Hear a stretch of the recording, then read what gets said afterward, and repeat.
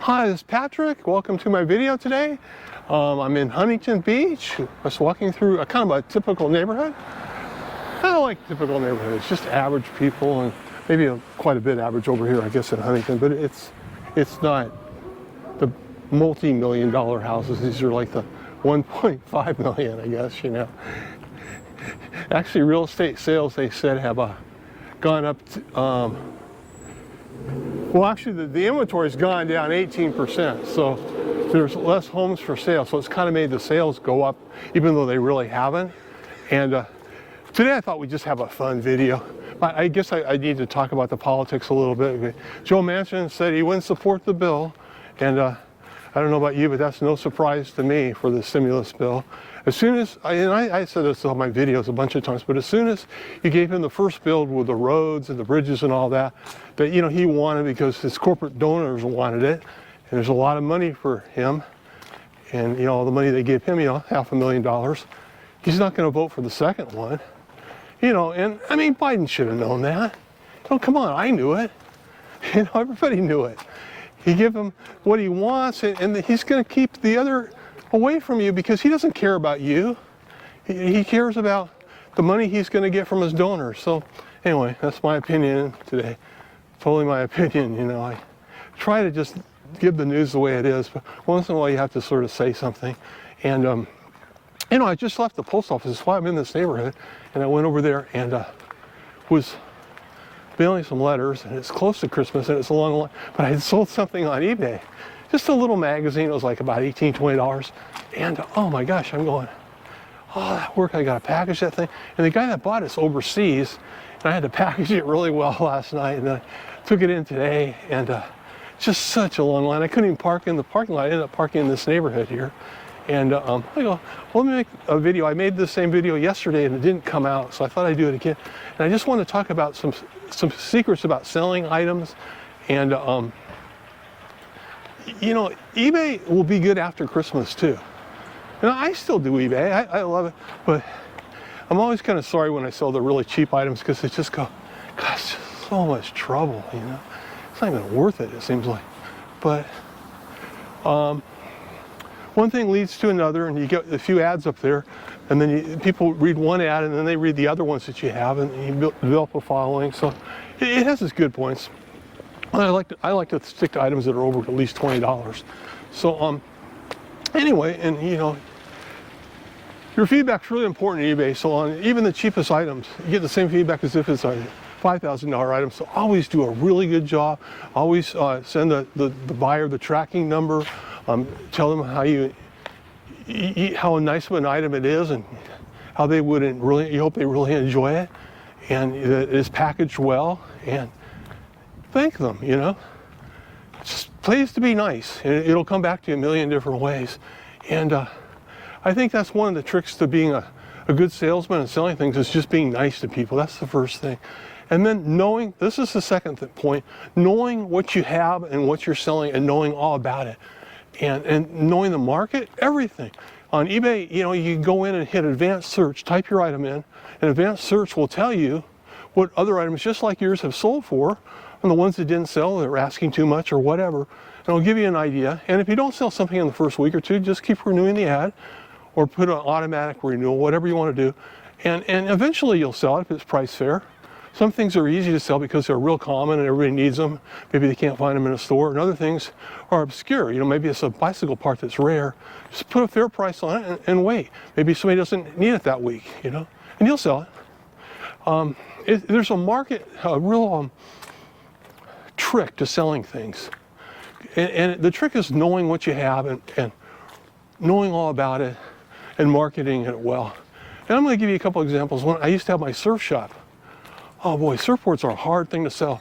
You know, in the beginning I sold a lot of accessories and racks and wetsuits and skateboards, and you know, I did really well with that, but the surfboards are a hard thing to market. And you know, I put a lot of energy into getting those going.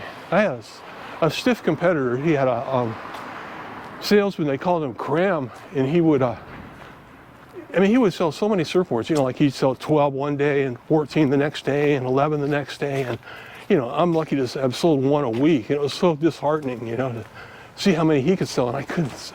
I just couldn't seem to sell them, you know. But they were established for, 20 years and had a name, and I'm building up. But you just keep working at it. You find little ways to make things get better. And with the surfboards, you get a surf team and guys that are real good riding your surfboard, and you keep them looking really good. One trick I found was just to have a separate store for just the surfboards that really highlighted and displayed them. And you saw nothing else in that store. It was white walls, Banker gray carpet, a real good salesman selling the surfboards, and then pretty soon it starts kicking off. But, this has become a funny story. I never told this to anybody, but when I had the store, one thing I noticed is that kids come in and they see a surfboard that's been sitting there 2 or 3 weeks or a month. It's stale. They don't want it. They think something's wrong with it. They don't want to buy it. And you pretty soon you get a bunch of stale surfboards that you're stuck with. They're expensive, they're nice, there's nothing wrong with them, but you can't sell them.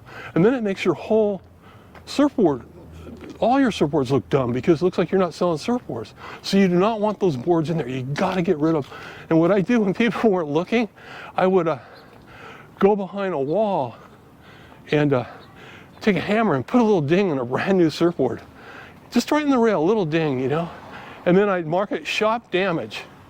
And people would buy the board because, I'd be shop damage, $35 off or something, And people would just go, oh, you get $35 off for that, or $50 or whatever for that board? And I'd still be making a profit, but I'd move the board really fast. Because people go, that's such a great deal. And, if you had some board that the colors really stood out, is extra fancy, but people will notice it in the shop. So that board's sitting around, it gets stale on you. Maybe it was priced too high or because it was a better board and more colors, but you got to get rid of it.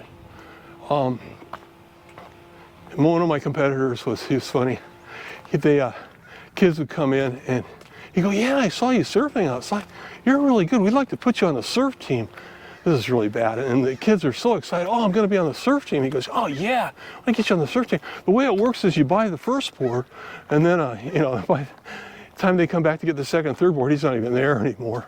But he sold some boards that way. But, yeah, I like to do things honest and build up reputation, and people respect you, and that's the way to do it.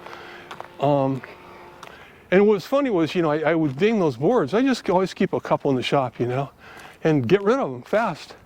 But one day I was in the store and I heard these two kids talking. The one kid says to the other kid, he goes, yeah, the people that work in this store, they're really careless. He's looking at all the dings and the boards and stuff, I want to tell you one story too, that just show you how important it is to know what you have. You might be surprised. Something might be worth a lot more than you realize, might be more in demand. It's like people that are selling houses now that don't realize maybe how much their house is worth. And whether it continues to be worth that much, I don't know. Might. Looks like it. As long as the interest rates stay low. And even when they raise them up, they're not raising them up that much. But it's funny, one day, this goes back like 30-some years ago. And I'm driving down the street with my wife in Costa Mesa, just a couple of blocks from Newport. There's this really nice street. It's called Magnolia. And I've told this, but it's just, every time I think of this story, it just makes me laugh. And anyway, it had a for sale sign, and it said by owner. And I was buying and flipping houses, and the market it just seemed that I was really young, and it seemed like the market's just going to go up forever, Just constantly making a little money buying and selling these houses. And I knew values real well. And this street was an extra good street. It's right off of Newport Beach from Irvine Avenue down a couple blocks. Just big wide lots, beautiful homes, wide street. And anyway, we decided to go in and look at it, and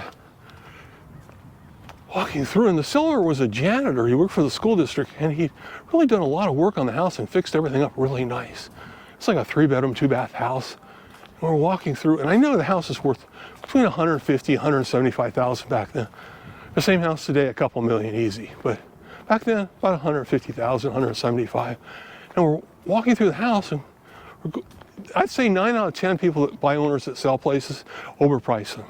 But not everybody. I bought quite a few buy owners that have been good deals too, but mostly they're overpriced. So we're right in the middle of him showing it to us and walking down the hallway. And I said to him, how much are you asking? And he said, $35,000. thought I was losing my hearing or something, you know. And I turned to my wife, I said, what did he just say? She goes, 35,000. You know, whispering back and forth. And you kind of have this both shocked look on her face. And we're walking along behind him, and I just let him show me some more things. Oh, that's nice over here too. And then I said, so how much are you asking? He said 35,000. And you kind of don't know what to say. You go, are you firm on that price? He said, oh yeah, my wife and I were real firm. I go, oh, okay, well, it's a beautiful home. I'd like to buy it. And he writes me out a pretty complex receipt for it. I go, wow, that's like great. I can't believe this, you know. And I go home, and I have a neighbor who's fixing up the house next to me. He buys and sells houses, and he's real good at fixing them up the way that people like them to rent and make them look good. And he's doing the same thing I would do. Once in a while he'd sell a house. Mostly he's just building up a string of rentals, you know. And I told him the story, and he's going, oh my gosh, go get the most formal agreement you can. I go, well, I don't want to try to stick the guy, you know. If he doesn't want to sell, he doesn't want to sell it. So anyway, that evening the guy calls me up and said, you know, he changed his mind. You know, he wondered if we could get out of the contract because his wife really likes the house. And I go, I'm being real nice. I go, oh, it's not the money, is it? He goes, oh, no, not the money at all, you know. You just decide to stay here. I go, oh, okay. I'll just tear it all up. Don't worry about it. And, you know, I told my neighbor that. A day or two later, my neighbor goes, yeah, he goes, I was driving down that same street. I saw the house, and it had a for sale by realtor sign on it. I go, oh, that's interesting. So I called up the realtor. I go, how much is this house for sale? And the realtor goes, 59,000. I go, really? That's a nice home. I'd like to buy it. And they go, yeah, oh, okay, great. And I go, when can I buy it? And they goes, well, we're going to have an open house Saturday. Well, I go, I'd like to just buy it right now, pay full price. We can't do that. We're going to have to wait till Saturday to do the open house. Oh, why can't you sell it to me? You know, we want to do the open house first, and, you know, call us back, you know, Saturday. You know, I call back Saturday, first thing in the morning, 9 a.m. Oh, the house is sold. And you know what happened? The realtor he saw it, went in and talked to the guy, goes, I could get you 59,000. And the guy was greedy, and he goes, oh, okay, great. Yeah, I was selling to the other guy for 35. Not realizing he's still getting totally taken. Where I wasn't taking him, the realtor was, you know. I was just paying him what he wanted, but whatever. You can argue that one all day. But anyhow, so he ended up selling the house for 59,000 to the realtor. And he was just stupid, just a dumb person. Because he should have looked and checked out values first and knew what he had. And that's kind of my lesson with this, is just know what you have first, and check everything out. Know exactly what you're selling, know what it's worth, you know if yours is a little better condition or a little worse condition than the other thing.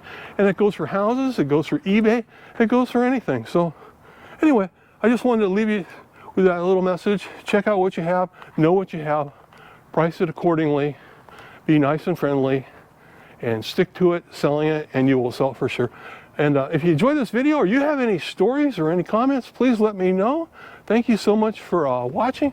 I appreciate your patronage, and God bless you all, and have a beautiful Christmas. Happy Hanukkah. Thank you so much again. God bless. Bye-bye.